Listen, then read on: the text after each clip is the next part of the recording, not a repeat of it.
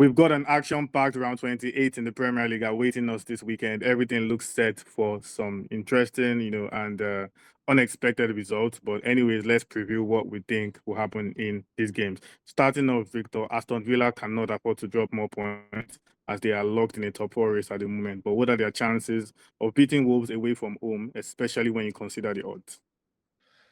Yeah, I don't think they will let this opportunity slip past. Villa are still comfortable in third place, and they will want it to stay that way.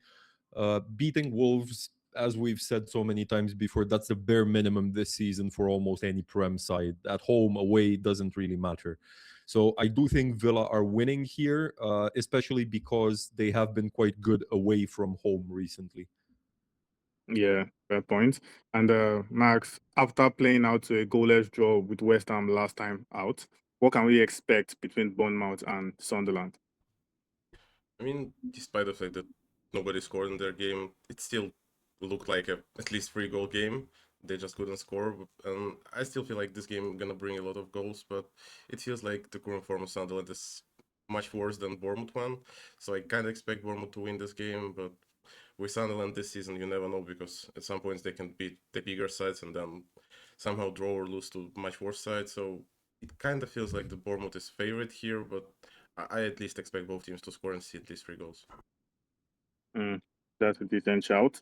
And back to you, Victor. This is a tale of two different ambitions. Liverpool are well in the fight for UCL spot, while West Ham are also fighting, but to avoid relegation. Do you think this game will go as the bookmakers expect it to? For Liverpool, it's quite simple. Actually, it must go the way the bookmakers expect it to. This is a big opportunity this weekend for them to just gain a bit more momentum in the race for UCL, because Chelsea are away to Arsenal, where they will probably not be winning. It's extremely important for Slot to win this and go above Chelsea on points, because the goal difference might come into play at the end of the season, and Chelsea have 10 over Liverpool at the moment.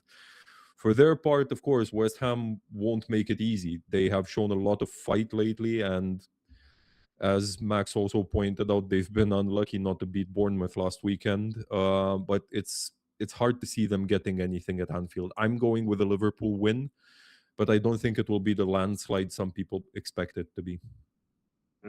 Okay, that's a quite objective take. And back to you, Max. After a shock defeat to Brighton last time out, can Brentford return to winning ways against Burnley? Well, actually, the latest results for Brentford away were kind of better than at home. They did beat Aston Villa and Newcastle.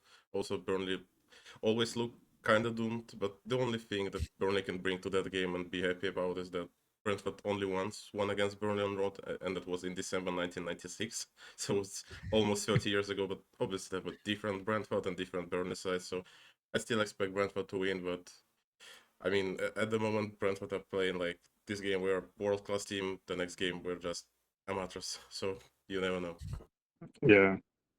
So, Victor, two sides in the race for Europe, but blowing hot and cold in the Premier League will meet at St. James Park when Newcastle host Everton. In your opinion, who is more likely to win this one?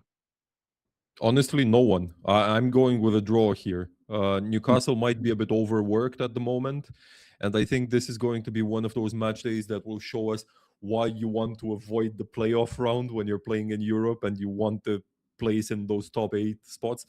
Everton have been their usual selves recently, and I can see them snatching a point here, deservingly or not. So on paper, yes, Newcastle absolutely better and at home and whatnot, but mm, do not underestimate Moyes.